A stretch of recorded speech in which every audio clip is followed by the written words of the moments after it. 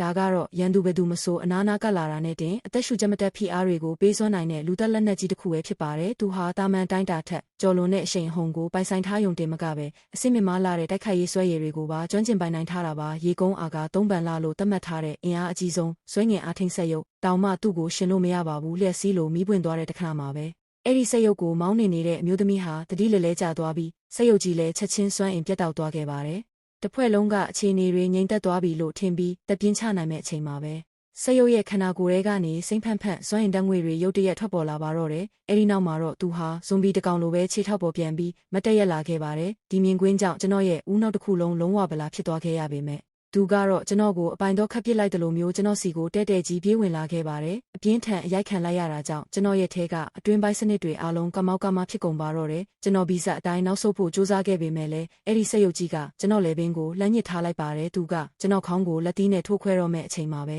ကျွန်တော်မောကြည့်လိုက်တော့ကျွန်တော်ကိုလာခဲ့တာမှဖြစ်နေမှန်းသိလိုက်ရပါတယ်နောက်တစ်စက္ကန့်မှာပဲစက်ရုပ်ကြီးဟာပြန်ထလာခဲ့ပြန်ပါတယ်မကတော့တစ်စက္ကန့်လေးတောင်တုံ့ဆိုင်းမနေပါဘူးသူဟာလက်ဦးမှုရယူဖို့အရှိကိုအပြင်းပြေးဝင်သွားခဲ့ပေမဲ့သူ့ရဲ့လင်းမြန်တဲ့လက်တီးချက်တွေဟာမထိမှန်ခဲ့ပဲပြန်လဲတိုက်ခိုက်တာကိုပဲခံလိုက်ရပါတယ်ဒါပေမဲ့သူ့ရဲ့အာယုံစူးစိုက်မှုအမြင့်ဆုံးအခြေအနေကိုထိန်းချုပ်လိုက်တဲ့အခါမှာတော့သူ့မျက်စိထဲမှာအရာအလုံးဟာနေခဲ့သွားပါတော့တယ်တိုက်ခိုက်ဖို့ဒါမှမဟုတ်ခုခံဖို့အတွက်အကောင်းဆုံးအချိန်ကိုရွေးချယ်ဖို့သူလိုချင်တဲ့လောက်အချိန်ရသွားခဲ့ပါပြီအခြေအနေဟာချက်ချင်းပဲပြောင်းပြန်လည်သွားပါတော့ရဲ့အထင်းကိုမဲ့နေတဲ့စက်ရုပ်ကြီးကဘလို့ပဲတိုက်ခိုက်ပါစေမကတော့ခြေလန်းတိုင်းကိုတိတိကျကျရှောင်တိန်နိုင်ခဲ့ပါတယ်သူ့ရဲ့လှုပ်ရှားမှုတွေဟာတိုက်ခိုက်မဲ့လမ်းကြောင်းကိုကြိုတင်တွက်ဆထားသလိုမျိုးတွက်လက်ပြီးတိကျလာပါတယ်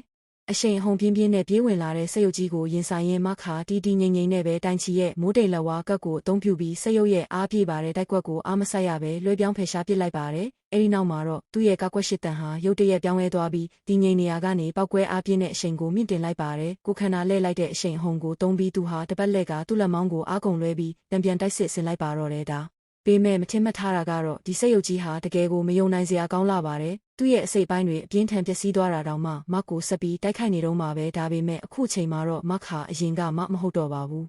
ကြည်စမ်းဟာ